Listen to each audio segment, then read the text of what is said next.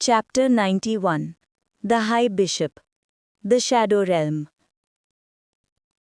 Inverse sanctum के top floor पर एक ऐसा किला जो अनंत ऑब्सिडियन चैज़म के सीलिंग से उल्टी डायरेक्शन में लटका हुआ था, एक शाही सा आदमी अकेला बैठा था। वो एक फ्लोटिंग थ्रोन पर विराजमान था, एक ऐसी कुर्सी जो हजारों डरावनी हड्डियों से बनी थी। उसके आसपास सब कुछ उल्टा था, दीवारें, फर्नीचर और जगह का हर एक नियम, जिसे ग्रेविटी ने यहाँ कदम रखने से इनकार कर दिया हो। शैडो डिमेंशन में रंग का कोई वजूद नहीं होता। दीवारें अंधेरे से भी ज्यादा बेजान और फर्नीचर हमारे फ्यूचर से भी ज्यादा ब्लीक लग रहा था। किला जिंदा सा महसूस होता है। दीवारें हल्की हल्की सांस लेती हुई, जैसे पुराने पत्थर दर्द की यादें छुपा रहे हों। वो शाही आदमी अंधेरे के घने घूंघट में छुपा हुआ चुपचाप बैठा था। तभी एक अचानक सिलुएट उसके दाईं तरफ बेआवाज उभर आई। वो भी काले अंधेरे के केप में लिपटा हुआ, अपनी पहचान को पूरी तरह छुपाए हुए। हाय बिशप। हेल्यूडोर रीजन की असेंबली कंक्लूड हो गई है। कैसी रही? कुछ खास? हाय बिशप की आवाज़ गहरी, मुलायम, जैसे तेल पत्थर पर फिसल रहा हो। पर उसका लहजा, हर शब्द सोचा समझा, मतलब से ज्यादा नियंत्रण के लिए बोला गया था।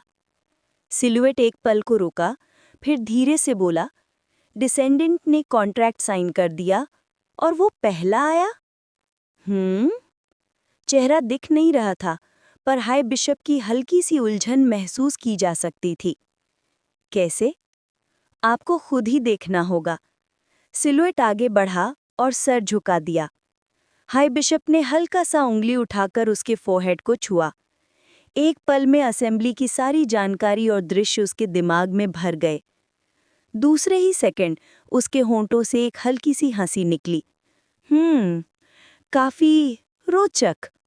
सिलुएट तैयारी में था। उसे लगा अब उससे टारगेट को खत्म करने का ऑर्डर मिलेगा। पर हाय बिशप ने इस टॉपिक को पूरी तरह इग्नोर कर दिया, जैसे उसकी कोई अहमियत ही ना हो। फेंगलिंग की इन्वेस्टिगेशन कहाँ तक पहुंची? क्या अभी भी वो तुम्हारे आसपास मंडरा रहा है? जी, वो अभी भी हमारे लोगों को स्निफ कर रहा है। एजेंसी का एटमॉस्फेयर काफी टेंस हो गया है। एक्सपेक्टेड, हाई बिशप ने शांति से बोला। हैरोइंग फॉरेस्ट के सबसे करीब तुम्हारा ही एजेंसी था। हम उसकी इन्वेस्टिगेशन को स्लो करें या उसका ध्यान कहीं और डाइवर्ट कर दें? क्या हम द हाउंड को रिलीज करें? नहीं, हाई बिशप की आवाज़ ठंडी पड़ गई। फेंगलिंग तक उसकी पहुंच नहीं होगी और हमें वक्त भी नहीं बचा। साइलेंट कन्वर्जेंस नज़दीक है और तुम इकलौते पॉन हो जिसने अपना full Kota of refined day walkers का ब्लड नहीं दिया। अपने मास्टर को मीटिंग में शर्मिंदा करोगे? सिलुएट का बदन एकदम ठंडा पड़ गया। हो सकता था हैरोइंग फॉरेस्ट की फेलियर उसकी सोच से ज्यादा सीरियस हो। हाई बिशप ने तभी एग्जैक्ट डेट नहीं बताई थी, पर अब वो पुश कर रहा था। बहुत ही स्लॉपी, बहुत ही डिसऑर्गेनाइज्ड।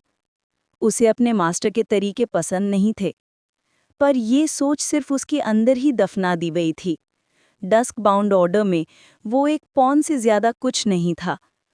मास्टर, मैं रिफाइंड ब्लड लेकर ही आऊंगा, चाहे मेरी एजेंसी ही कुर्बान हो जाए। इसीलिए तुम मेरे सबसे खास पॉन्स में से एक हो। तुम कभी पीछे नहीं हटते।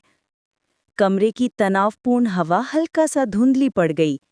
हाई बिशप की खुशमिजाज आवाज इनवर्स सैंक्टम में गूंजी।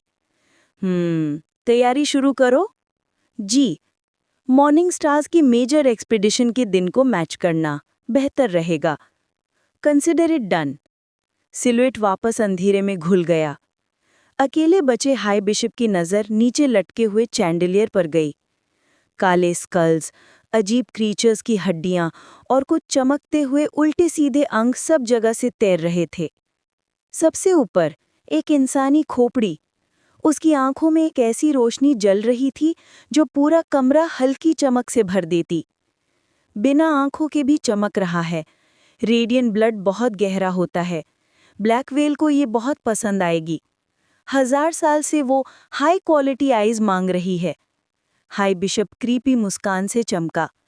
1 दशक से संभाला है मैंने ये अनमोल चीज, बस इसी पल के लिए। साइलेंट कन्वर्जेंस वो एक ही जगह थी जहां ब्लैक व्हेल और ऑर्डर के सब बड़े दर्जे जमा होते, और वही जगह थी जहां हाई बिशप अपने ट्रेजर्ड आइज उसके हाथ में देकर सारा क्रेडिट ले सकता था। डस्क बाउंड ऑर्डर में अकम्प्लिशमेंट्स ही सब कुछ थे, फिर भी कोई उनकी इज्जत नहीं करता था। हायरार्की सख्त थी, लॉयल्टी सिर्फ ब्लैक व्हेल के लिए होती थी। पॉन से बिशप, नाइट, रूक सब एक ही सपना रखते, ऊपर चढ़ना, और इसके लिए सब लोग एक दूसरे की सफलता चुराते, एक दूसरे के प्लान्स बर्बाद करते। जब भी किसी टियर 7 मॉन्स्टर ने उनके मैसेकर में दखल दिया, हाई बिशप को तुरंत समझ आ गया, कोई और हाई बिशप होगा। उसे पता था कौन, पर साइलेंट कन्वर्जेंस नज़दीक थी और अभी झगड़ा नहीं दिखाया जा सकता था। लेकिन वारेन, ये कर्ज तुम जरूर चुकाओगे। उसकी आवाज बर्फ की तरह ठंडी हो गई। बस मुझे मेरी प्रमोशन मिलने दो। 1 घंटे बाद लेवी और उसके दोस्तों का ग्रुप कैपिटल के बीचों बीच एक हाई क्लास रेस्टोरेंट के रूफ टॉप पर बैठा था। ये रेस्टोरेंट सिर्फ टॉप टियर डे वॉकर्स और अथॉरिटी फिगर्स के लिए था। अगर ये मॉर्निंग स्टार्स का होता नहीं तो शिया को ये रूफटॉप कभी नहीं मिलता। लंबे वुडन टेबल पर खाने पीने की चीजें लगी थी। सब लोग अपने कॉन्ट्रैक्ट्स, असेंबली और नाइट क्रॉलर्स की बात कर रहे थे, और लेवी अपने नाइट क्रॉलर से सीधा बात कर रहा था। खाजून, मुझे खुशी है कि तुमने मेरे छोटे भाई को चुना। लेवी ने ऑब्सिडियन कलर्ड राइनो की तरफ मुस्कुराते हुए देखा, वही नाइट क्रॉलर जिससे वो कुछ दिन पहले रास्ते पूछते मिला था। उससे उम्मीद नहीं थी कि वो इतनी जल्दी दोबारा मिलेगा, वो भी एक टियर 5 यूनिक स्पेशलाइजेशन के नाइट क्रॉलर के रूप में। आर्थर का शील्ड स्टाइल और शुद्ध फिजिकल बिल्ड खाजून के लिए परफेक्ट था। खुशी मेरी भी है छोटे, मैंने सालों से किसी ऐसे इंसान का इंतजार किया है जो मेरे फाइटिंग स्टाइल को पूरी तरह अपनाए। ओ, पर तुमने आर्थर की लड़ाई ज्यादा देखी भी तो नहीं।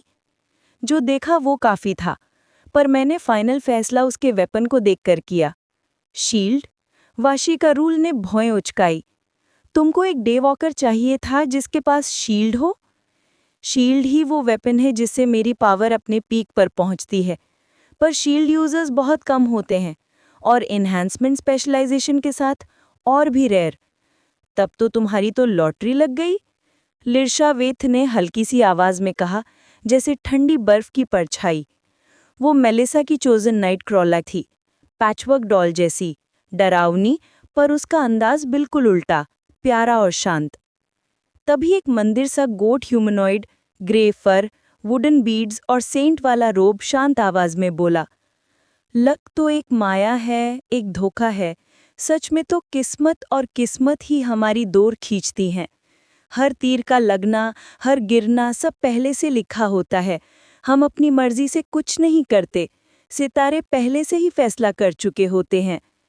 आशकराल, जो अब तक चुपचाप बोर हो रहा था, फाइनली बोल पड़ा, क्या बकवास है ये? जोजो का कॉन्ट्रैक्टेड नाइट क्रॉलर ज़ारवुलेक थोड़ा सा भौएं चढ़ाकर बोला। एशक्राल की डिसरिस्पेक्टफुल हरकत उसे बिल्कुल पसंद नहीं आई। डिसएग्रीमेंट ठीक है, पर चुप रहकर स्कॉफ मत करो, ज़ारवुलेक ने शांत आवाज में कहा। अगर मना करना है तो अपनी बात रख कर करो ना। I don't need to state और डिफेंड एनीथिंग। एशक्राल ने जोर से यौन किया।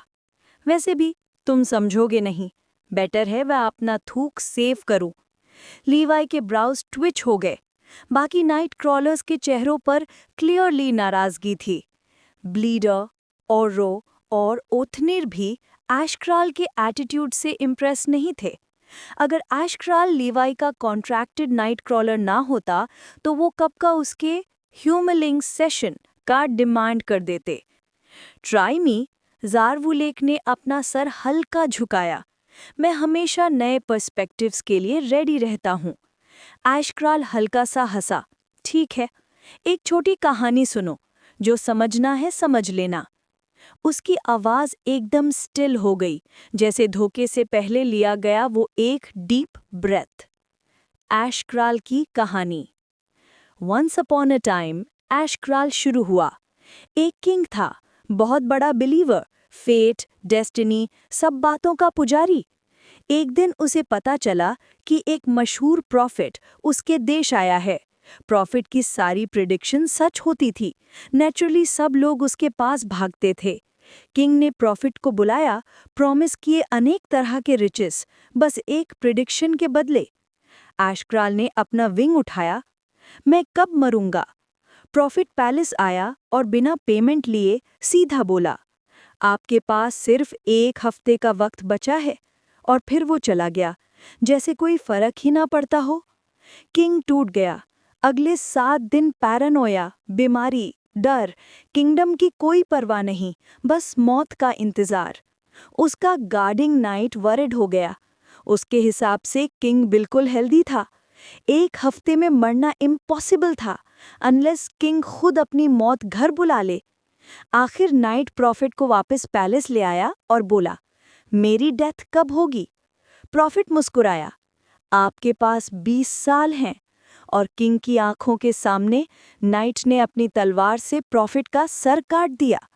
दी एंड। ऐशक्राल जैसे ही खामोश हुआ, पूरे ग्रुप में एक स्ट्रेंज सा साइलेंस छा गया। ज़ारवुलेक ने स्टोरी का इम्पैक्ट अब्जॉर्ब किया, पर वो कन्विंस नहीं हुआ। उसके लिए प्रॉफिट झूठा भी हो सकता था, या फिर प्रॉफिट जानता था कि वो पैलेस में ही मरेगा, इसलिए वो रिवॉर्ड एक्सेप्ट करके भागा नहीं। लीवाई ने डीपर सोचा, अगर किंग फेट या डेस्टिनी पर इतना भरोसा ना करता तो शायद वो बिल्कुल ठीक रहता। प्रिडिक्शन को इग्नोर कर देता तो शायद उसकी हालत खराब ही नहीं होती। फेट या डेस्टिनी हो सकती हैं या नहीं भी, पर उन पर अंधा भरोसा अपनी ही बर्बादी बुलाता है। जैसे उस राजा ने खुद अपनी प्रोफेसी को सच बना दिया। तुम क्या विस्पर कर रहे हो? शिया उसके पीछे आकर बोली। नथिंग, नाइटक्रॉलर से बात कर रहा था। लीवाई मुस्कुराया। अच्छा छोड़ो, हम तुम्हारे वेपन्स के क्राफ्टिंग डिस्कस कर रहे थे। तुम्हारी फाइटिंग स्टाइल के हिसाब से best options. Oh, then I am all ears. Training centre preparations. Party खत्म होने के बाद सब लोग घर चले गए।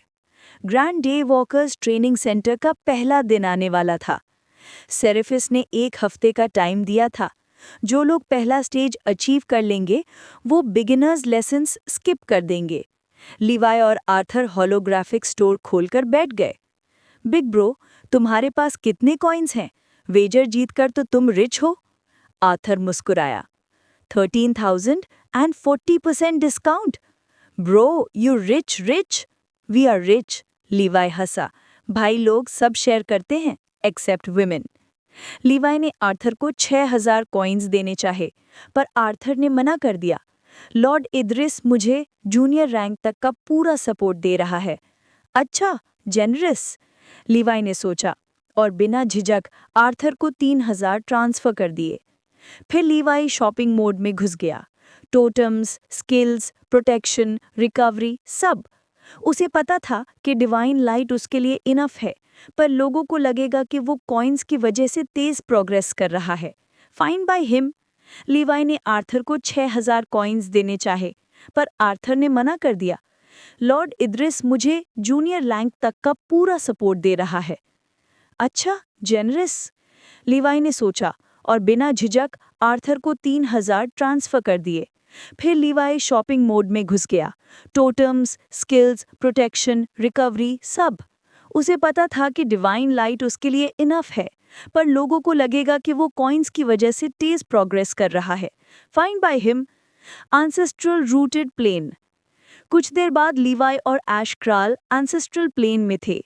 लीवाई जाइगांटिक नॉनिगन फ्लावर के सामने गया, साउंड सेंस पेटल चुना और एक लीफ प्लक की। Thunder chant.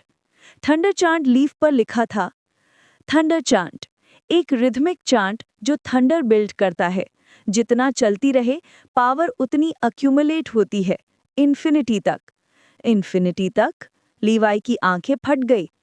एशक्रॉल ने स्मग टोन में कहा। लॉजिक को भूल जाओ, मैंने ये एबिलिटीज मिलियन सालों में परफेक्ट की हैं। लीवाई ने स्टाफ एक्टिवेट किया। Rumble, rumble. Thunder keep stacking. Staff एक केज ड्रैगन की तरह वाइब्रेट कर रहा था।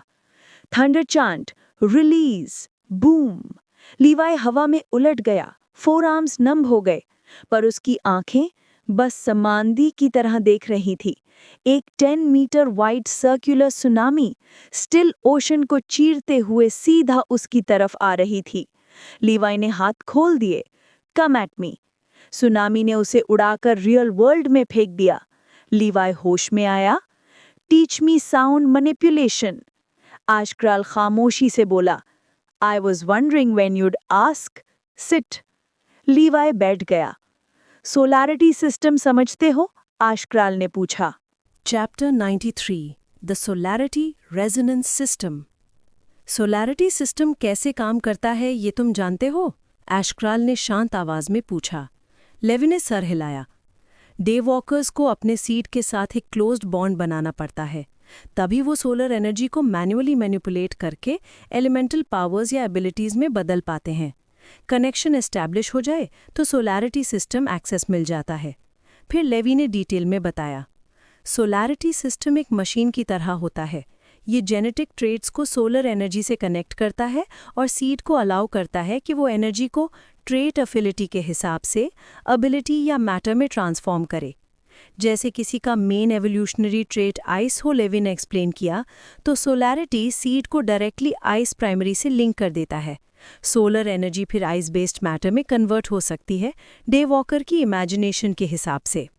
बाकी सिस्टम के इंटरनल मैकेनिक्स, लेवी को भी सिर्फ इतना पता था कि सीड के अंदर एक लाइब्रेरी होती है। किसी को नहीं पता कितनी एबिलिटीज रखी हैं उसमें। एलिमेंटल, स्पिरिचुअल, फिजिकल और कुछ तो कंसेप्चुअल पावर्स भी।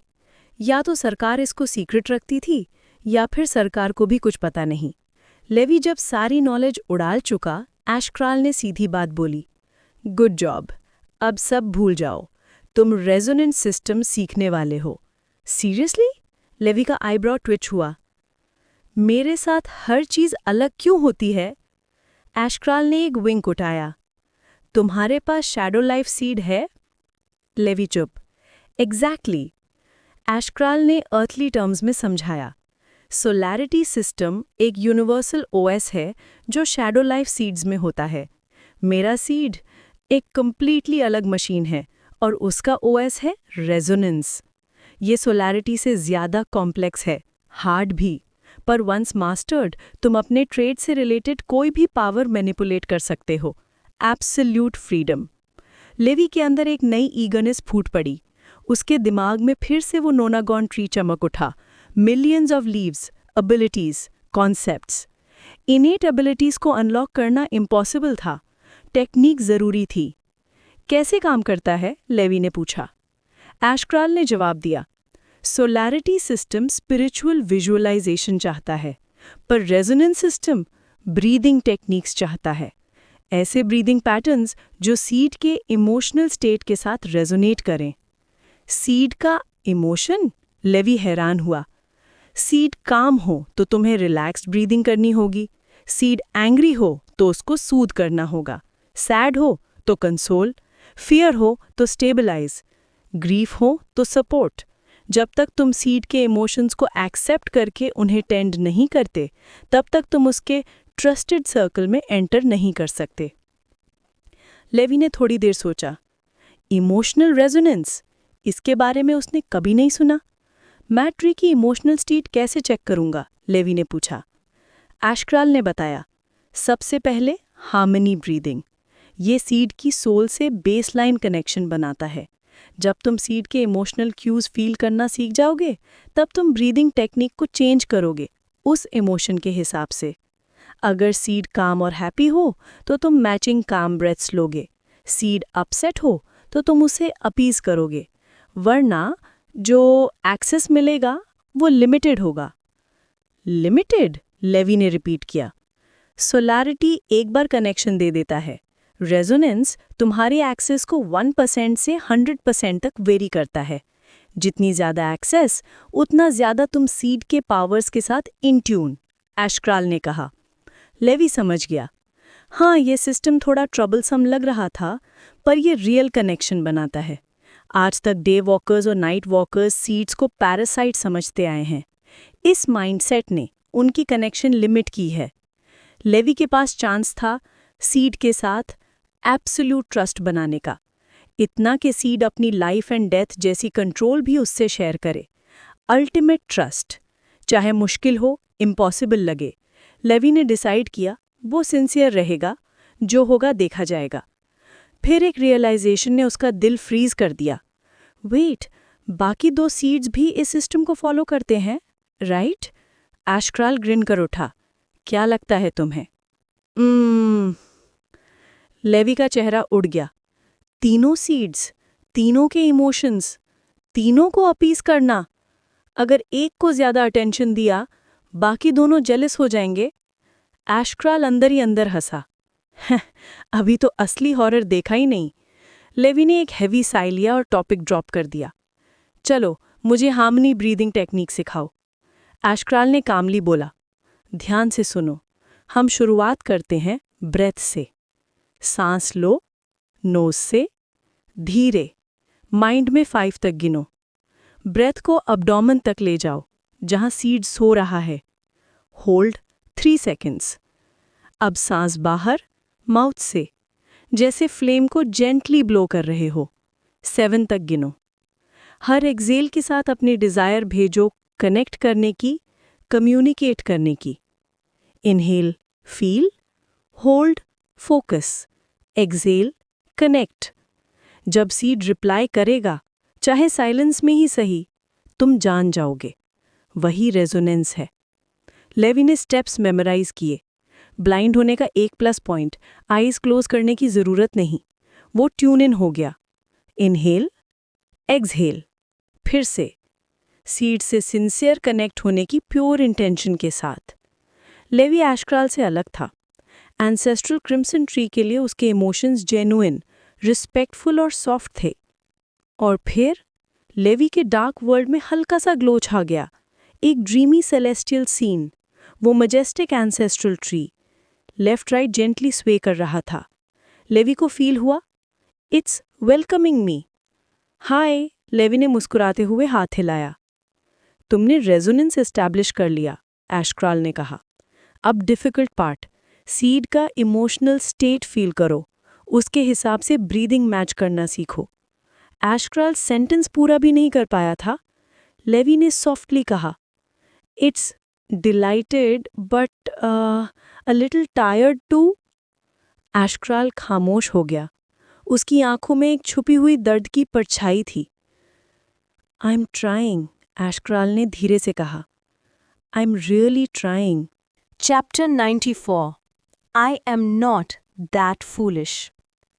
एशक्राल ने लेवी को एक स्पेशल ब्रीदिंग पैटर्न सिखाया, जो एंसेस्ट्रल ट्री की थकान को रिलीव नहीं करता था, बस मैच करता था।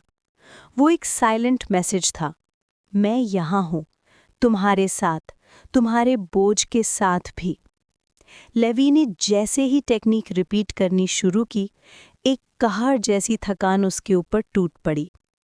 इतनी गहरी, इतनी भारी थकान कि वो जमीन पर बिखर जाने को मजबूर हो गया। ये किस तरह का क्रशिंग वेट है? लेवी ने दर्द से फुफकारते हुए पूछा। एंसेस्ट्रल ट्री हर दिन ये महसूस करता है? इन योर ड्रीम्स, अगर ये उसका रियल बर्डन होता, तुम्हारा दिल 1 सेकंड में फट जाता। वो पॉज हुआ। ये तो 1% से भी कम है। लेवी का रेजोनेंस तुरंत हिल गया। 1%? ये सब 1% से कम? उसका दिल हिल चुका था। जो एग्जॉशन उसने फील की, उसके सामने लाइफ टाइम की हार्डकोर ट्रेनिंग भी कुछ नहीं लगती थी। ये एग्जॉशन तुम्हारे बार बार एवोल्यूशनरी रीसेट्स की वजह से है? लेवी ने पूछा। शायद, एशक्राल ने हाफ हार्टेड जवाब दिया। खाली दिमाग मत खराब करो, रेजोनेंस पर फोकस करो। पहले परमानेंट 1% एक्सेस तो हासिल करो। लेवी समझ गया। टॉपिक एशक्राल के पास से छिड़ता है, तो उसने बात वहीं छोड़ दी। अगले कुछ घंटों तक लेवी बस एक ही चीज में डूब गया, एंसेस्ट्रल ट्री से बात करना, उससे थोड़ा सा सूद करना। पावर गेन करने के लिए नहीं, बस क्यूरियोसिटी और अफेक्शन के कारण। अगर ट्री ने उस पर ट्रस्ट किया तो वो उसके एग्जिस्टेंस के और गहरे सीक्रेट्स दिखा सकता था। वो ही एक रिवॉर्ड था। पर ट्रस्ट में टाइम लगता है, इमोशन से ज़्यादा कंसिस्टेंसी से। जब सूरज दूसरी तरफ ढलने लगा, लेवी ने आज का रेजोनेंस सेशन एंड किया। आई कम बैक सून, लेवी ने जेंटल स्माइल के साथ कहा। स्पिरिचुअल क्रिम्सन ट्री धुंधलाता हुआ हाथ हिलाइए दिया। एशक्रल टुटका। मैंने कहा था रेजोनेंस एक्सेस के लिए होता है, फ्रेंडशिप के लिए नहीं। लेवी ने ठंडी सांस ली। How about you mind your business? हाँ, ओच। लेवी ने उसकी हंसी इग्नोर की और आथर के रूम की तरफ बढ़ गया। 2 बार नॉक किया, अंदर गया। आथर मेडिटेशन में बैठा था, विंडो से गिरती लास्ट फ्यू मिनट्स की सनलाइट को अब्जॉर्ब करते हुए। आथर, कोई प्रोग्रेस? लेवी ने बेड पर बैठकर पूछा। My seed is absorbing steadily.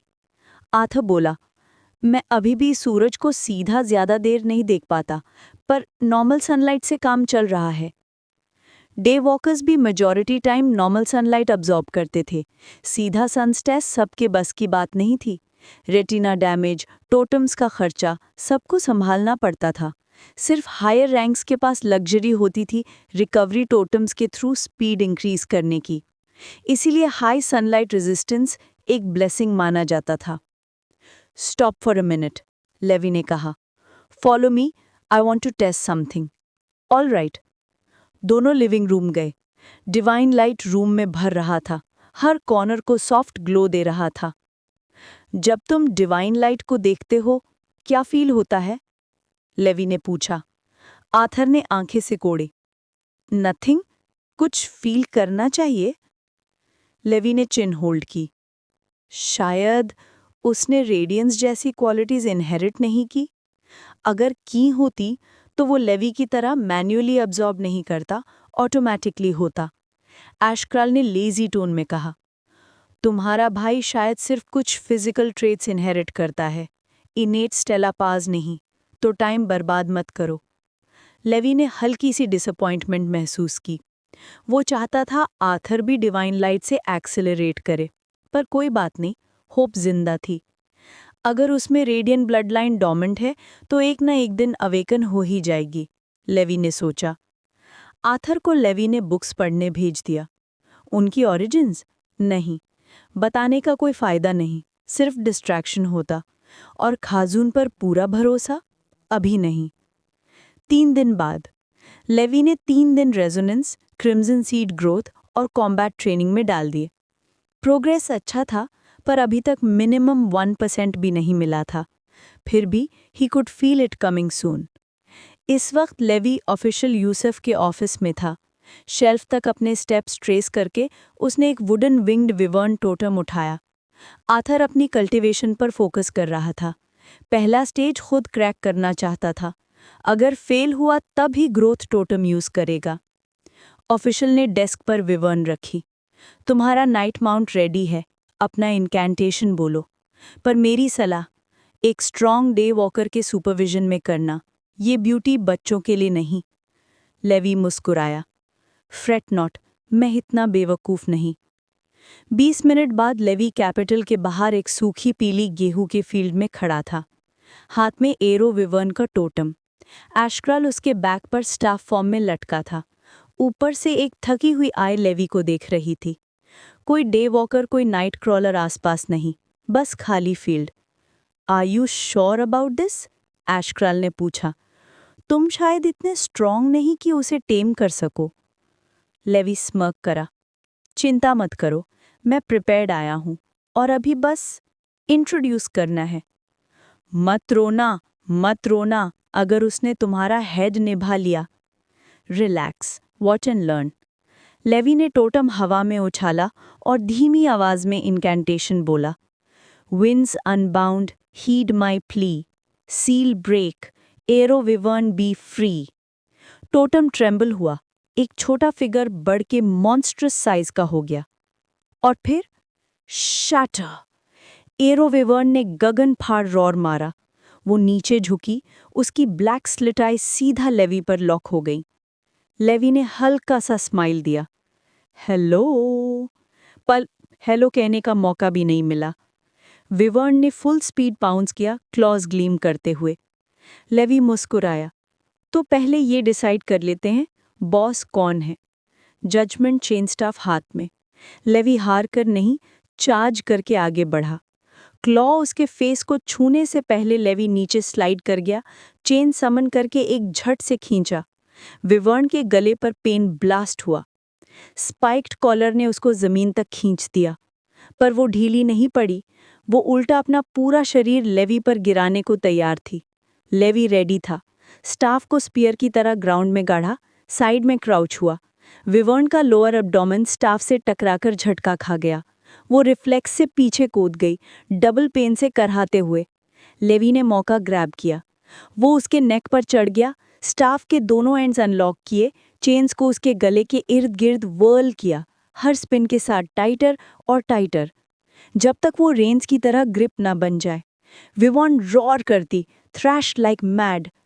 Easy girl, मैं जीत चुका हूँ, बस एक्सेप्ट कर लो। पर उसकी मर्डरस हार्ट बीट बदलने लगी। लेवी की स्पाइन में एक कोल्ड वेव दौड़ गई। और फिर एरो विवर्न ने दर्द इग्नोर करके अपने विंग्स फड़फड़ाए और आसमान में टेक ऑफ कर गई। लेवी उसके गले से लटका हुआ, किडनैप्ड, अनविलिंग राइडर। लेवी ने ठंडी सांस ली। Well, shit! High heavens, main kidnapped? I don't want to say I told you so, but I... चुप रहे। लेवी के पास अब अश्क्राल की बकवास सुनने का टाइम बिल्कुल नहीं था। Y1 उसे सीधा आसमान के ऊपर बादलों को चीरते हुए बिजली की तरह ड्रैग कर रही थी। उसका ध्यान सिर्फ एक चीज पर था, जिंदा रहना। ये इतनी ज्यादा फास्ट क्यों है? लेवी मुश्किल से उसकी गर्दन से चिपका हुआ था। उसका बॉडी हवा में हिलता डुलता, कभी ऊपर कभी नीचे। अगर शिया की नाइट माउंट की स्पीड को कंपेयर किया जाए तो ये एरो वाइवन उसको 1 सेकंड में मिटा देगी।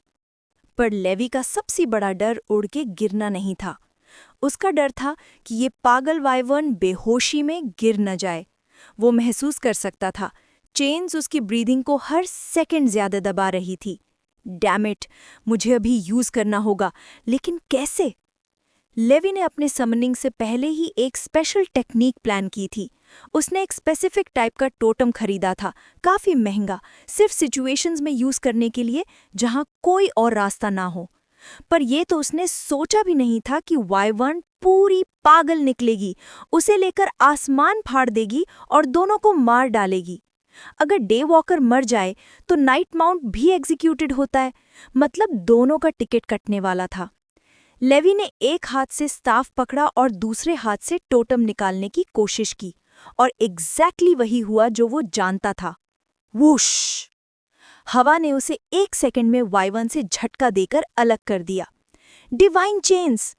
लेवी ने तुरंत डिवाइन चेन्स समन की और उनका सोल बाउंड पुल उसे फिर से Y1 के पास ले आया, dangling like a puppet on strings. Y1 ने दर्द से चिल्लिंग रोर निकाली। वो अब गिरने के एज पर थी, उसकी हार्ट बीट बहुत वीक हो रही थी। लेवी के पास 0 टाइम बचा था। उसने बैकपैक से एक छोटा सा हरा वुडन टोटम निकाला, लीफ ऑफ वर्डन सोलिस। ये एक ग्रेड C रिकवरी टोटम था जो माइंड और इमोशंस को रिलैक्स कर सकता था। नाइट माउंट्स पर ये डेडलीनेस अप्लाई नहीं होती, सिर्फ हीलिंग। शॉर्टन! चेन्स ने लेवी को फास्ट पुल किया। स्मैश! उसका बॉडी Y1 की नेक से टकराया। चेन हटाया, पर नुकसान हो चुका था। Y1 फाइनली बेहोश हो गई। उसका पूरा बॉडी फ्लिप होकर अर्थ की तरफ स्पिन करने लगा, सीधा डेथ स्पाइरल। अब तो गया काम से, अश्क्राल बोला। हेल्प करेगा या फिर बकवास करेगा? आपने ही कहा था वॉच एंड लर्न, तो देख रहा हूं। लेवी ने दांत कस लिए। वो जानता था अगर उसने स्टार्टिंग में ही टोटम यूज किया होता तो ये तमाशा नहीं होता। पर वो हर बार एक्सपेंसिव टोटम्स पर डिपेंड नहीं करना चाहता था। एक प्रेसिडेंट सेट करने का मतलब था लाइफ लॉन्ग हेडेक। वो बेहोशी में है, उसके हॉर्न्स पकड़ो। लेवी ने स्टाफ अनसमन किया और हॉर्न्स पकड़ लिए। स्टाफ हटते ही नेक का प्रेशर कम हुआ, पर वाइवर्न अभी तक अनकॉन्शियस थी। Divine chains! इस बार लेवी ने जेंटल जोल्स दिए, जैसे कोई डिफिब्रिलेटर हो। साथ ही ग्रीन लाइट उसकी मेंटल एग्रेशन को काम कर रही थी।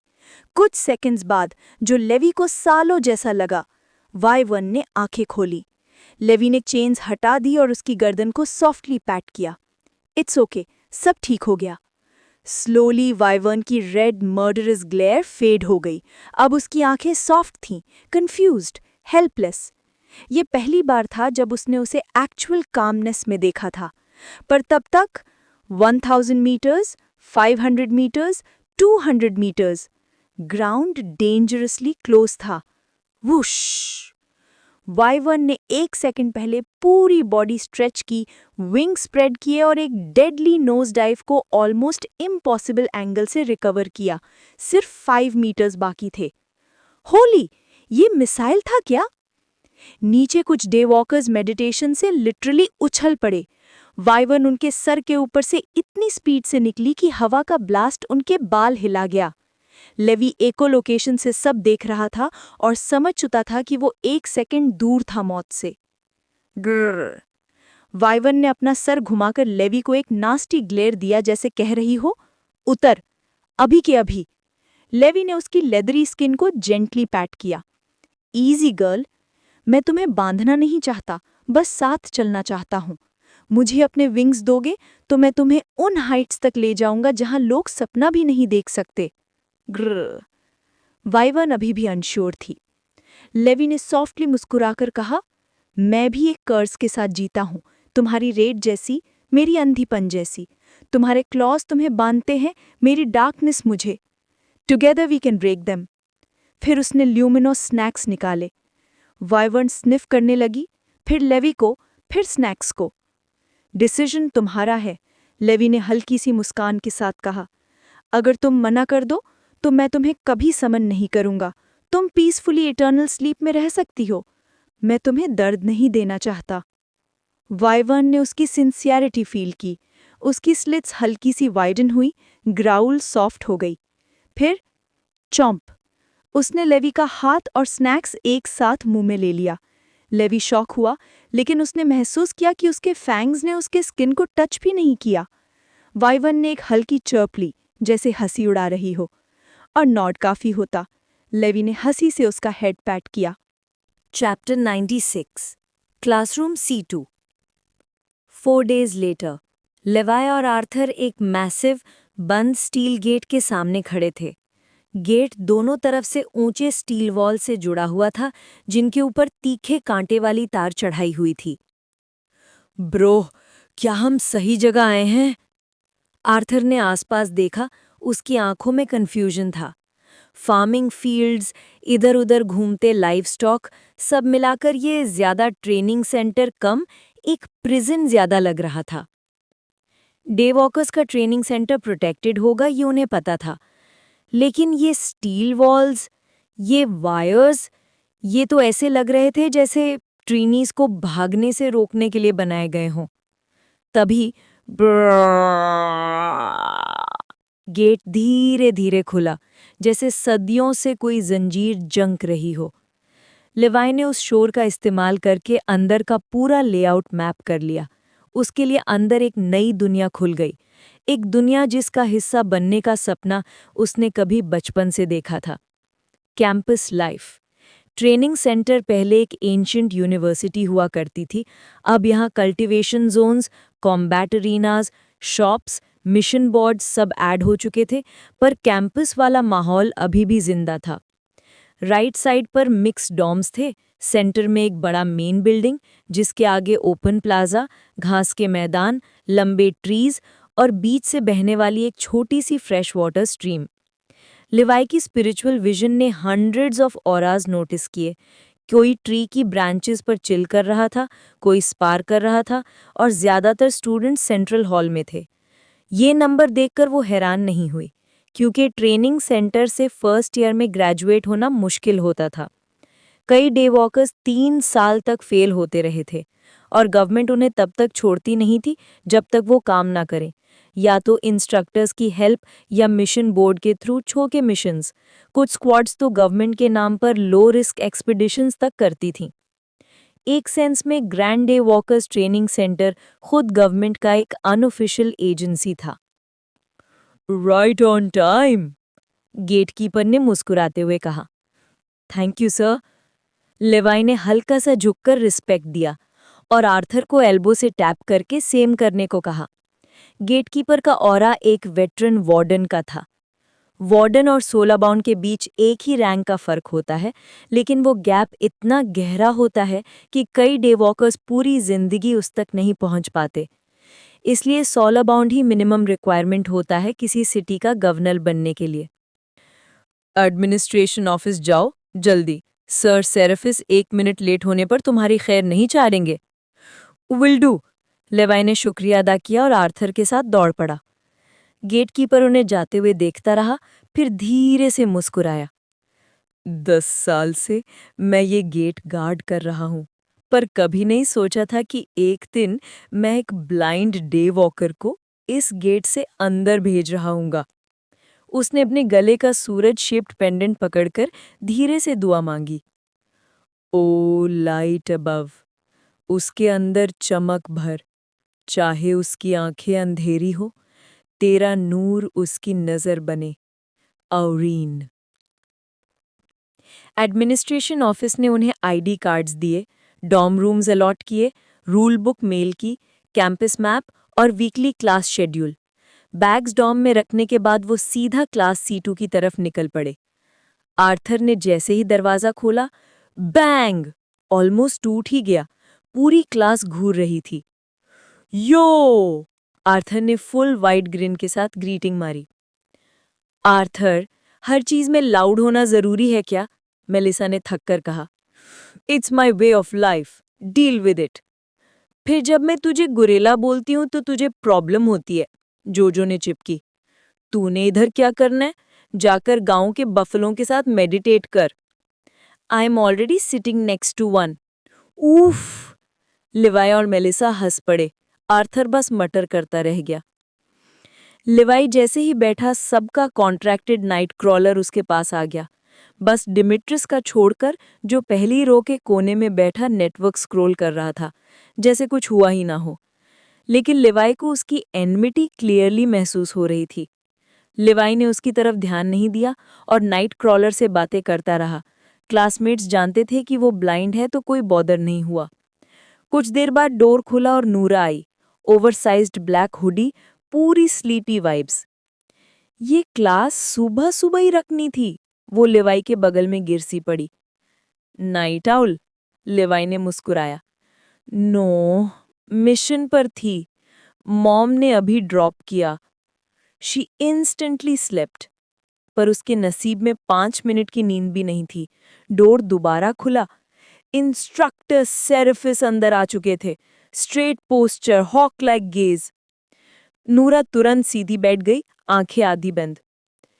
नेम सुनते ही पोडियम पर आओ, वेपन समन करो, सेरेफिस ने बिना ग्रीटिंग्स बोले अनाउंस किया।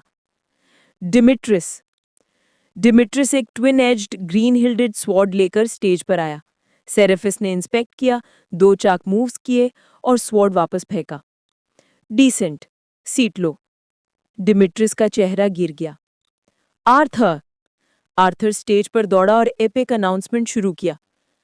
Be prepared to witness the greatest smack. Lower मत सुनाओ, वेपन दिखाओ। सेरेफिस ने उसकी गर्दन थपथपाई। आर्थर ने मटर किया, सेरेफिस ने इग्नोर कर दिया। लिवाई ने फेस पान मार ली कि डरता हुआ कि भाई को पहले दिन ही निकाल न दे। पर जब आर्थर ने शील्ड समन किया तो पूरी क्लास साइलेंट हो गई। Octagonal shape, dark grey metal, centre में एक राउंड ब्लैक जेमस्टोन जैसे black hole, 8 sockets, etched rings, massive shield. Cool, but still just a shield, Omar ने शोल्डर उठाकर कहा। बाकी भी ऊंची एक्सपेक्टेशंस पे नहीं थे। आर्थर ग्रीन करते हुए पलटा। स्पार करना है? मैं दिखाता हूं क्या होता है जस्ट अ शील्ड। एवरीवन ऊहू। Omar come. इंस्ट्रक्टर पे डिपेंड करता है। सेरेफिस ऑलरेडी प्लान्ड, पहले वेपन्स फिर spar. Then next Levi. Chapter 97 I am the weapon. Arthur खुशी खुशी स्टेज से उतर गया, अपने बड़े भाई को पूरा स्पॉटलाइट देकर। उसके चेहरे पर एक बड़ी सी स्माइल चिपकी थी, सिर्फ इस सोच से कि अब सब लोग लेवी के वेपन का जलवा देखकर हैरान रह जाएंगे। पर लेवी को शो ऑफ में कोई इंटरेस्ट ही नहीं था। उसने सिर्फ कुछ सेकंड्स के लिए अपना जजमेंट चेन स्टाफ समन किया और जितने भी लोग वहां थे सब उसके डिजाइन देखकर एकदम स्टन हो गए। लाल ड्रैगन जैसे रूट्स 2 पगोडा जैसे पिलर्स को कॉइल कर रहे थे। बीच का हिस्सा स्याही की तरह गहरा भुलाया हुआ काला। वो कोई आम वेपन नहीं था, एक मास्टरपीस था। दिखते ही समझ आ जाता था कि ये चीज सुपीरियर है। पर सबसे ज्यादा उन्हें ये शौक लगा कि लेवी अपनी स्पिरिचुअल पोटेंशियल के बजाय एक फिजिकल वेपन पर टिका हुआ है। कोई कुछ बोल पाए उससे पहले ही लेवी ने वेपन को तोड़कर गुलाबी क्रिम्सन पेटल्स की तरह बखेरा और इंस्ट्रक्टर को हल्की सी बो देकर परमिशन का इंतजार करने लगा। इसका वेपन अजीब है, जैसे कोई राज छुपा रहा हो, शोभा ने धीमी आवाज में कहा। पता चल ही जाएगा, सेरेफिस ने जवाब दिया। उसे भी महसूस हो गया था कि लेवी का वेपन दिखने में जितना सिंपल है उतना बिल्कुल नहीं है। पर वो लेवी को प्रेस नहीं करने वाला था। वो जानता था लेवी बिना वजह अपने कार्ड्स रिवील नहीं करेगा। फिर आती है बारी वेपन शोकेसेस की। Next Kera, next Melissa, next Ryan, next Celine, next Omar, next JoJo. 5 minute में सबको बुला लिया गया, सिर्फ नूरा बची। केरा ने सर्जिकल थ्रोइंग नाइफ्स बनाए, मलिसा ने अपने डॉल थीम्ड क्रॉसबो का नया वर्जन, रायन की नीज से फीट तक 2 रिट्रैक्टेबल ब्लेड्स निकले, सिलेन ने एक नीडल थिन रेपियर सामन किया, ओमार ने अपने फोरआर्म्स पर फ्यूज्ड टोनफा शेप्ड आर्म वेपन्स बनाए, ब्लॉकिंग के लिए भी स्ट्राइकिंग के लिए भी परफेक्ट। और फिर सबको शौक लगा। जोजो ने एक प्रेयर बीड नेकलेस समन की, जो गहरे ब्राउन बीड्स बिना किसी डोरी के एक दूसरे से जुड़ा हुआ था। वो नेकलेस उसके छाती तक लटक रहा था, उसे एक असली वॉन्डरिंग मंक जैसा बना रहा था। आखिर में नूरा का नाम आया। उसने 2 पिच ब्लैक डैगर समन किए, जिनके आसपास हल्की सी शैडोई मिस्ट तैर रही थी। उन डैगर्स की प्रेजेंस से ही पूरा हॉल ठंडा हो गया, जैसे किसी का गले पर ठंडा ब्लेड रख दिया हो। लेवी ने भी गहलक लिया, अंदर से एक इंस्टिंक्ट चिल्लाते हुए, इस लड़की को अंडर एस्टिमेट करना मौत को बुलाना है। Journey to the iron colosseum. Follow me to the iron colosseum. Seraphis सबको लेकर ट्रेनिंग सेंटर से बाहर निकला। वहां फाइट बिल्कुल फॉरबिडन थी, पनिशमेंट सिवियर। आयरन कॉलिसियम पहुंचते ही सब मुंह खोल के देखते रह गए। स्टील का बना हुआ giant dome, second largest building of the academy. 20 arena एक तरफ और बीच में एक मैसिव मेन अरीना। ज्यादा लोग नहीं थे, 2 छोटे अरीना चल रहे थे, पर सेरेफिस उन्हें देखने भी नहीं देता। वो तुरंत मैचअप्स अनाउंस करता है। Omar versus Arthur, Celine versus JoJo, Melissa versus Celine, Ryan versus Noora, Levi versus Demetrius. Matches बिल्कुल वही थे जो उन्होंने लास्ट असेंबली ट्रायल में लड़े थे, अ क्लियर रीमैच। सब शॉक हुए, पर रायन का रिएक्शन सबसे अजीब था। नूरा के सामने मैच, डरना चाहिए था पर वो खुश था। मॉन्स्टर के सामने लड़ने का चांस मिला है, मैं एक्साइटेड हूँ। उसके फ्रेंड्स कुछ बोलते उससे पहले नूरा उसके बगल में एक भूत की तरह आटपकी। उसने अपना सर रायन के कंधे पर रखा और एक ठंडी सी स्माइल के साथ फुपका दिया। मुझे मॉन्स्टर बोला ना, तो मैंने तेरी दोनों टांगे काट दूंगी। रायन की रूह तक उलट गई। वो उसकी प्रेजेंस फील ही नहीं कर पाया जब तक वो उसके इतने पास नहीं आ गए। जोक था नूरा, सीरियसली। लेवी ने इंटरवीन किया। वो जानता था ये वर्ड मॉन्स्टर उसे ट्रिगर करता है। मेरे लिए ये जोक नहीं है, नूरा शांत आवाज में बोलकर चल दी। सेरेफिस ने क्लैप करके सबको कंट्रोल में लिया। Enough, arena, now. Arthur versus Omar. Arthur arena में इस तरह भागा जैसे कोई जंगल का शेर फाइनली पिंजरे से छूट गया हो। ओमार वहीं, एक डिसिप्लिन्ड सोल्जर की तरह, शांत, स्टेडी वॉक। सेरेफिस ने लास्ट वार्निंग दी, no lethal attacks, fight. Omar ने नाइट क्रॉलर के टोनफा स्टाइल एक्सोस्केलेटन एक्टिवेट करके आर्थर की तरफ चार्ज किया। दिखाओ तुम्हारा शील्ड क्या कर सकता है। आर्थर ग्रिन करता हुआ अपना ऑक्टागोनल ग्रे शील्ड समन करता है। क्लिंग! ओमार ने 50% पावर से पहला स्ट्राइक मारा। शील्ड ने हिलना तक मना कर दिया। आर्थर तो जरा सा भी बैकस्टेप नहीं हुआ। Cling cling! और स्ट्राइक्स, और फोर्स, और टेक्निक। आर्थर एक माउंटेन जैसा खड़ा था, शील्ड को इतनी लाइटनिंग स्पीड से रिपोजिशन करता जैसे वो उसके हाथ का हिस्सा हो। गार्ड नॉक की आवाज क्लासरूम में गूंज उठी। ये लड़का इंसान के रूप में एक बीस्ट है। ओमार का नाइट क्रॉलर भी शॉक में था। फाइनली ओमार समझ गया कि नॉर्मल स्ट्राइक्स बेकार हैं। Iron coil arts, steel pulse. Tonfas metallic glow से चमक उठे। हर स्ट्राइक पर एक मिनी शॉकवेव रिलीज होने लगा।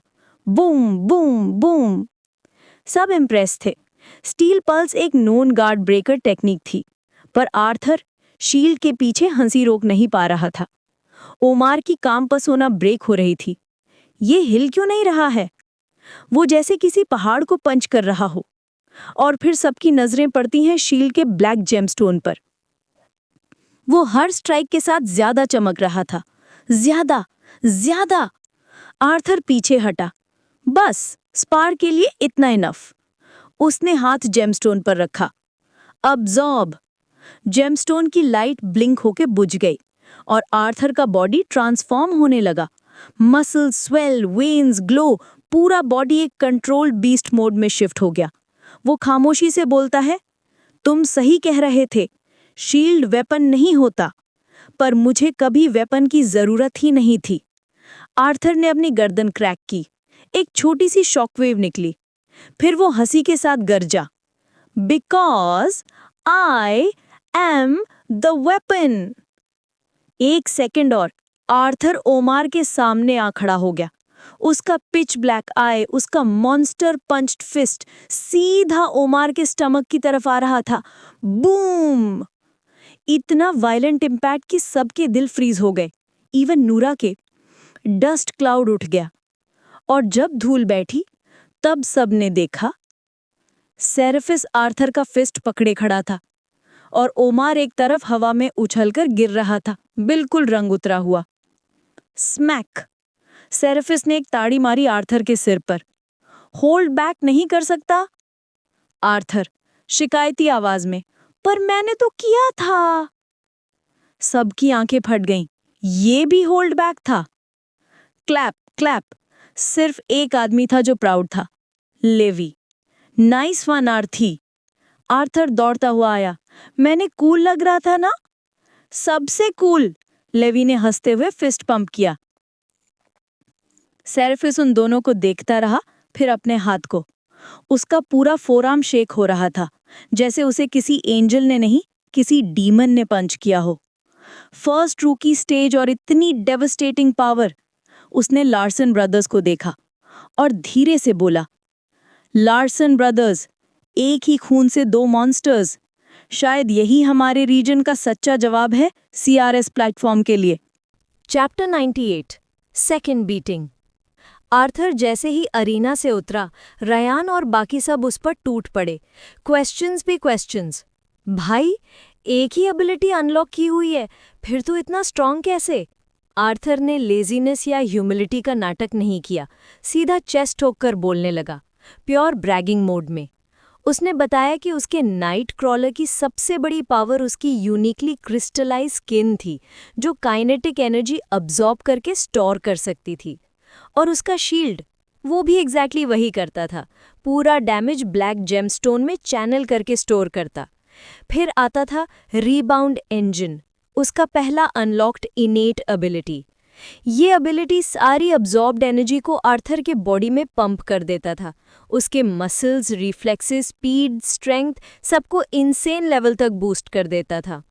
रयान लिटरल स्टारी आइज में बोल पड़ा, भाई ये तो ओपी है। अगर लोएस्ट ग्रेडेड एबिलिटी इतनी स्ट्रांग है तो आसपास के ग्रेड का तो सोच भी नहीं सकता। मलिसा भी स्वीट टोन में बोली, एक्सपेक्टेड ही था। उसका पार्टनर एक टियर 5 नाइट क्रॉलर है। सब सीरियस नॉट करते। Tier 5 night crawlers equals solo bound level, मतलब एक डे वॉकर गवर्नर का पार्टनर होना। जोजो ने हाथ जोड़कर बोला, समझ आ गया। तुम्हारा नाइट क्रॉलर तुम्हारे बिना शाइन ही नहीं कर सकता था। Shield plus beast body, gorilla और rhino, match made in heaven. Arthur के आईलिड्स ट्विच हुए, पर उसने डिसाइड किया कि आज मूड खराब नहीं करेगा। Chapter 98, second beating. जोजो, सेलिन, अरीना। दोनों लड़कियां अरीना में उतर गईं, बड़ी डिस्टेंस पे स्टैंड लिया। सेलिन ने अपना रेजर थिन रैक में समन किया, पूरे फेंसिंग स्टांस में शिफ्ट होते हुए। लास्ट टाइम तुम जीती थी, इस बार नहीं होगा। उसकी वॉइस ठंडी थी। जोजो ने पाम्स जोड़कर बाउ किया, बस जगह और वक्त बदल रहे हैं, रिजल्ट नहीं। फाइट। सेलिन ने इंस्टेंटली पियर्सिंग डैश एक्टिवेट किया। उसका बॉडी ब्लर हो गया, एक मिराज जैसे। वो लाइटनिंग स्पीड में जोजो की तरफ डाइव कर रही थी, पर जोजो अनमूविंग, आईज क्लोज्ड। उसने अपने चेस्ट के पास 2 उंगली का जेस्चर बनाया। Silent Beed arts, Beed bullet. उसके प्रेयर बीड नेकलेस से निकलकर गायब, और अगले ही सेकंड ठड। सेलिन बीच अरीना में घुटनों पर गिर गई, पेट पकड़े हुए, आंखें बाहर आती हुईं और मुंह से फोम निकलता हुआ, जैसे कोई रेकिंग बॉल उसके अंदर तक घुस गई हो। सब स्टन्ड। और फिर वो बीड धुंधला सा वापस उठा, जोजो के नेकलेस में परफेक्टली स्नैप हो गया। नमस्कार। जोजो बाव करके कामली अरीना से उतर गई। रयान एकदम जेलस टोन में, यार स्पिरिचुअल वेपन्स नेक्स्ट लेवल होते हैं। सब मान गए।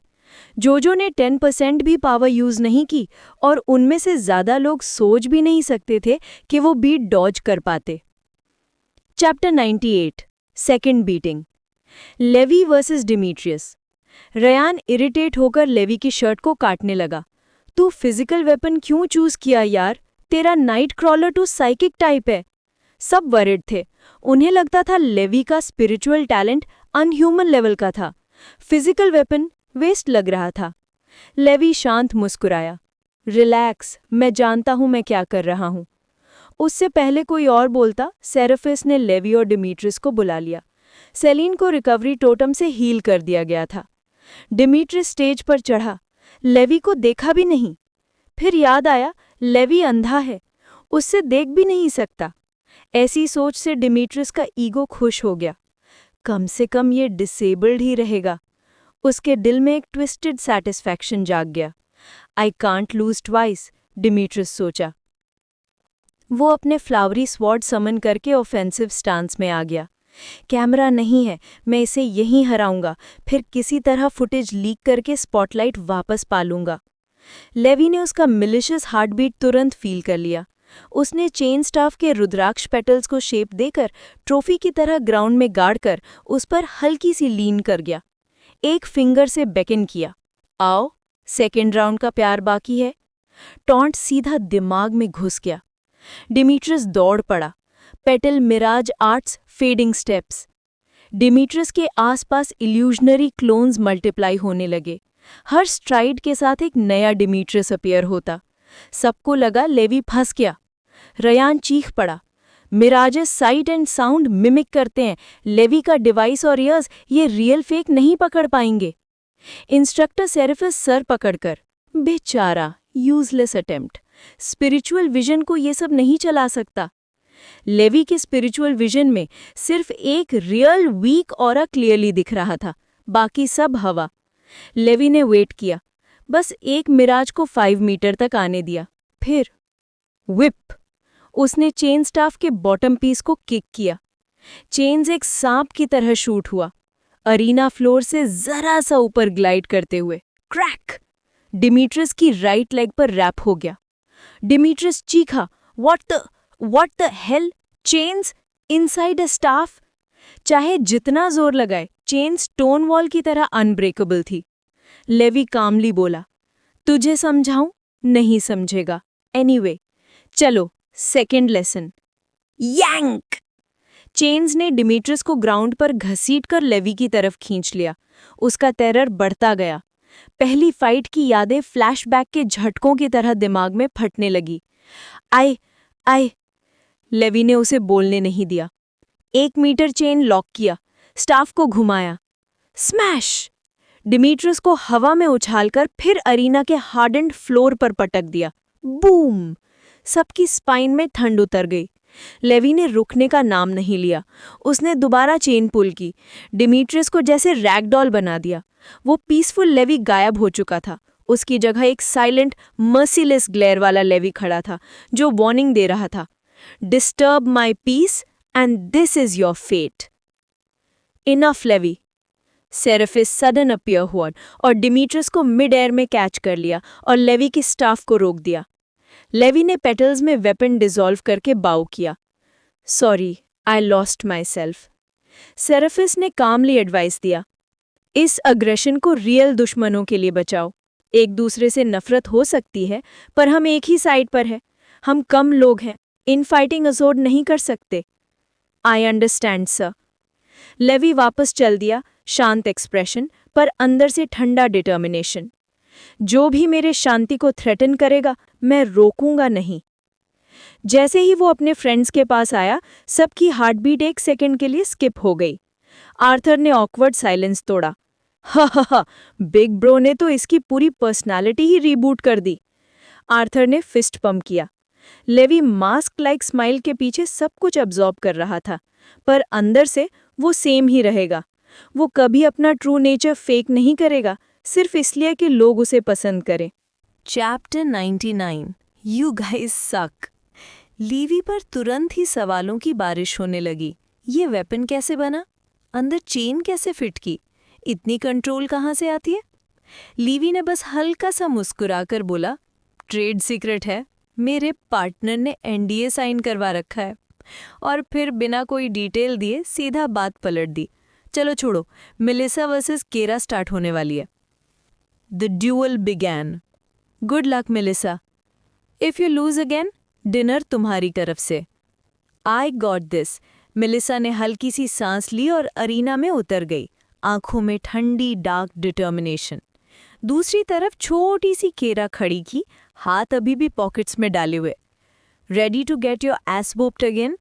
उसका लेजीली बोला गया डायलॉग छठा से बड़ा लग रहा था, पर कोई हंसता नहीं। केरा कोई आम ट्रेनी नहीं थी, लाइट बेरर अलायंस की बेटी, top tier reader day walker की छात्रा और एक सर्जन मदर की शागिर्द जिसके सर्जिकल टोटम्स ने पूरे डिस्ट्रिक्ट को हिला रखा था। मेलिसा ने क्रॉसबो समन किया, एक ट्विस्टेड काइमेरा डॉल से बना हुआ वेपन। उसके हाथ, पैर और खुला हुआ मुंह सब क्रॉसबो का हिस्सा। क्रीपी? हाँ। Perfect for Melissa? बिल्कुल। फाइट।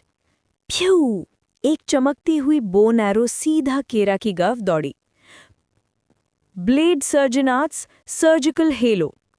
केरा ने एक उंगली उठाई और डजन्स ऑफ सर्जिकल नाइव्स उसके आसपास व्हर्लविंड की तरह घूमने लगे। टिंग टिंग टिंग। मेलिसा पे केओस जैसे एरोज बरसा रही थी, पर केरा की रोटेटिंग नाइव्स ने हर एक को हवा में ही उड़ा दिया। She walked forward, hands still in pockets, जैसे कोई क्वीन बैटलफील्ड पर स्ट्रोल कर रही हो। डैम इट, अगर वो क्लोज आ गई ना, मेलिसा का काम तमाम। रयान बोल पड़ा। आर्थर भी सीरियस हो गया। मेलिसा का सबसे बड़ा वीकनेस, मेली कॉम्बैट। सबने मान लिया था कि रिजल्ट सेम होगा जैसे पहले हुआ था। बस एक चीज भूल गए थे, मेलिसा अब वो वाली मेलिसा नहीं थी। Piercing arrow. केरा बस 10 मीटर दूर थी जब मेलिसा ने अपना स्ट्रॉन्गेस्ट अटैक अनलीश किया। काइमेरा डॉल का मुंह पूरा खुल गया और एक बड़ी डेडली बोन एरो रॉकेट की तरह शूट हुई। ब्लास्ट इतनी पावरफुल थी कि मेलिसा का हाथ हुड से ऊपर स्विंग हो गया। केरा की आंखों का साइज एकदम हाफ हो गया। She knew her hello might not survive that. टिंग! नाइव्स हटाई गई। केरा पहली बार एक्सपोज हुई। एरो ने उसकी कमर घिस दी, उसके वेस्ट पे एक बर्निंग ब्लीडिंग लाइन छोड़कर। केरा का एक्सप्रेशन इमीडिएटली फ्रीज हो गया। Cold, surgical, focused. You asked for it. वो जिगजैग में मेलिसा पर ब्रेक नेक स्पीड से चार्ज हुई। डिस्टेंस काफी कम था। मेलिसा एक और पियर्सिंग एरो लोड नहीं कर सकती थी। और बस जैसे ही केरा ने उसे सर्जिकल हेलो में बंद करने का इरादा किया, क्लैप। इंस्ट्रक्टर सेराफिस ने फाइट रोक दी। I have seen enough, return to your seats. Kera ने नाइव्स वापस बुलाने की कोशिश की, पर वो 1 इंच भी नहीं हिले, जैसे कोई अनसीन स्पिरिचुअल फोर्स उन्हें जगा हुआ होल्ड कर रही हो। टिस्क, यू गॉट लकी। वो मटा करके चली गई। मेलिसा अपने फ्रेंड्स के पास मुस्कुराती हुई पर थोड़ी डिसअपॉइंटेड एक्सप्रेशन के साथ आई। डोंट ओवरथिंक, लीवी ने जेंटली बोला। रेंज्ड फाइटर्स तब शाइन करते हैं जब डिफेंसिव आर्ट्स डेवलप होती हैं। सबने अग्री किया। एक रेंज डे वॉकर जितना एज करता है उतना ही हॉरिफाइंगली डेंजरस बन जाता है। I know, but losing again sucks, so dinner's on me, she sighed. Ryan half pay करेगा। आर्थर ने एक थप्पड़ उसकी बैक पे लगाया। रयान का फेस ट्विच कर गया, पर वो कुछ बोल नहीं पाया। पिछली बीटिंग का ट्रॉमा अभी भी फ्रेश था। नूरा, रयान। नूरा पहले से ही स्टेज पर खड़ी थी, एकदम साइलेंट। रयान का गला सूख गया। Wish me luck. लक भी अगर तेरी उंगली पकड़कर स्टेज पर ले आए, फिर भी नूरा तेरी बैग से फ्लैट बना देगी। नमस्ते, जोजो ने शांति से बोला। You guys suck. रयान ने मिडिल फिंगर दिखाया और स्टेज पर चढ़ गया। The only second fight. Nura, use only your first innate ability, Seraphis ने बोला। I wasn't planning to use any, but sure, Nura calmly smiled. Ryan का face, fight? My apologies, I am too tired to play with you. Ryan अभी अपने leg blade समन करने वाला था कि श्श, एक डैगर उसके गले पर। 30 मीटर्स दूर से 1 सेकंड में। He didn't even see her move. I yield. Ryan ने हाथ ऊपर कर दिए। The arena was silent. सब शॉक्ड थे, पर रीजन स्पीड नहीं था। रीजन था हाउ वो मूव हुई। बाकी ट्रेनीज ने देखा कि वो अपने शैडो में दर गई और सीधा रयान के शैडो से निकली। But Levi, she moved through the bridge of darkness. What the hell? Shadow step इतनी जल्दी अनलॉक कर लिया? डिसेंट पोटेंशियल है, एशक्राल ने बोला। Which was basically his version of wow. Noora isn't suited for class spars, सेराफिस ने तय किया। She will train with upper year trainees from now on. फिर वो रुक कर बोला, लीवी, आर्थर, जोजो, तुम लोग भी ज्वाइन कर सकते हो। I'm in, आर्थर ने चिल्ला दिया। Seems fun, लीवी smiled. I accept the favor. नमस्ते, जोजो बाउड। डिमिट्रिस, केरो और बाकी सबके दिल गिर गए। उन्हें क्लियरली पता था सेराफिस ने उन्हें सिलेक्ट नहीं किया because they want at that level. Demetrius का दर्द और ईगो फिर से जाग गया। Damn it, everything keeps getting worse. उसकी आंखों में वेनम भर गया। Stop provoking him, he is not your level, उसका नाइट क्रॉलर विरीडिले वार्न किया। High potential infinite evolution if train right. पर डिमिट्रिस का जुनून ब्लाइंड था। I will kill that disabled maggot one day, उसने जहर उगलते हुए सोचा। Chapter 100 raider, farmer, officer. Sparring खत्म होते ही इंस्ट्रक्टर सेराफिस ने सबको वापस क्लासरूम में बुलाया। जैसे ही सब अपनी जगह पर बैठे, एक मैसिव होलोग्राफिक स्क्रीन हवा में मैनिफेस्ट हो गया। स्क्रीन पर सिर्फ 3 शब्द चमक रहे थे, रेडर, फार्मर, ऑफिसर। पूरा क्लास इंस्टेंटली सीरियस हो गया। सबको समझ आ गया था आज वो अपने फ्यूचर का असली राज जानने वाले थे। नूरा ने एक लंबी जम्हाई लेकर हाथ उठाया। सर, क्या मैं थोड़ी देर नाप कर सकती हूँ? मुझे ऑलरेडी सब पता है। सेराफिस ने थकान भरी नज़र से उससे देखा और हाथ हिलाकर परमिशन दे दी। फिर उनकी गेज बाकी क्लास पर टिक गई, सख्ती से, अथॉरिटी के साथ। The 3 paths. द मोमेंट तुम डे वॉकर बनकर हमारे रीजन के सिस्टम में रजिस्टर होते हो, सिर्फ 3 प्रोफेशंस तुम्हारे सामने होती हैं, फार्मर, रेडर या officer. Grand day walkers training centre का असली मकसद ही ये है, पता लगाना कि कौन सी पाथ तुम्हारे लिए परफेक्ट है ताकि तुम सोसाइटी के लिए मैक्सिमम कंट्रीब्यूट कर सको। उन्होंने ऑफिसर शब्द पर उंगली रखी and the hologram exploded into dozens of smaller screens. हर एक पर एक डिपार्टमेंट का नाम और उसके डिटेल्स लिखे थे। Officer departments: anti sleep walker bureau ASB, corrupted sleep walker से डील करते हैं। Outpost guard division OGD, outposts, towns और बॉर्डर जोन्स प्रोटेक्ट करते हैं। Solar order enforcement unit SEOU, law and order maintain करते हैं। स्पेक्ट्रल रिस्पॉन्स कॉ SRC, shadow realm breaches और स्टिजन गेट्स हैंडल करते हैं। Internal harmony division IHD, rogue day walkers और मेंटल कॉन्फ्लिक्ट्स को मैनेज करते हैं। Light bound intelligence office LIO, enemy activity और intel gathering. Public safety wing PSW, rescue, evacuation, riot control. Night crawler containment force NCF, contracted और uncontracted night crawlers का hunt and capture. Day walkers grand training centre DGTC, recruitment, training, discipline. Arthur की आंखें फैल गईं। Wow, इतने सारे लोग हमें प्रोटेक्ट करने के लिए काम करते हैं। बाकी स्टूडेंट्स अनफेज थे। स्कूल में ये बेसिक्स उन्हें पहले ही सिखाया जा चुका था। पब्लिक को दिखाया गया स्टेबिलिटी के पीछे की असली मशीनरी यही डिपार्टमेंट्स थे। The officer's burden: to become an officer is to swear eternal allegiance to the government and its people. तुम्हारी फ्रीडम लिमिट हो जाती है, पर रिटर्न में गवर्नमेंट देगी stable salary, solar ages coins, authority over civilians and non-officer day walkers, priority resource access, exclusive officer housing, travel access, high reward mission privileges, department specific perks. लीवाई ने details पढ़कर हल्की सी temptation महसूस की। So many privileges, इतना आसान होता evolve होना, तेज grow करना। Secret libraries of formulas, resource priority, powerful networks, ये सब बहुत सडक्टिव थे। पर फिर उसने सर हिला दिया। Eternal allegiance, life time service, और मेरी एम्बिशंस एक रीजन तक सीमित नहीं है। The harsh reality. सेरेफिस ने ठंडी हंसी छोड़ी। तुम लोग सोचते हो कि गवर्नमेंट तुम्हारे आने का इंतजार कर रही है? बेवकूफ़ी। उनकी आवाज़ में कड़वाहट थी। ज़्यादा पोजीशंस ऑलरेडी फुल हैं। जो खाली होती हैं उनके लिए कंपटीशन बारबैरिक होता है। बहुत ट्रेनी सालों तक सेंटर में अटके रहते हैं सिर्फ एक सीट के लिए। क्लास साइलेंट हो गई। गवर्नमेंट क्वांटिटी नहीं, क्वालिटी लेती है, और वो भी अपने स्ट्रिक्ट स्टैंडर्ड्स के हिसाब से। द फार्मर्स, अब सीड फार्मर्स। स्क्रीन वापस ट्रांसफॉर्म हुआ। ये प्रोफेशन देता है सबसे ज़्यादा freedom. Private agencies, freelance contracts, सब ऑप्शंस ओपन हैं। तुम्हारा मेन काम क्या है? नाइट क्रॉलर्स हंट करना और उनके क्रिस्टलाइज सीड्स कलेक्ट करना। इसमें कोई रिस्ट्रिक्शंस नहीं है, पर कोई एक्स्ट्रॉर्डिनरी ग्रोथ भी नहीं।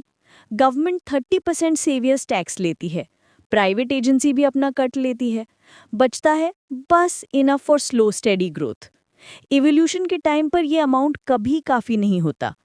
लीवाई ने तुरंत ये ऑप्शन ड्रॉप कर दिया।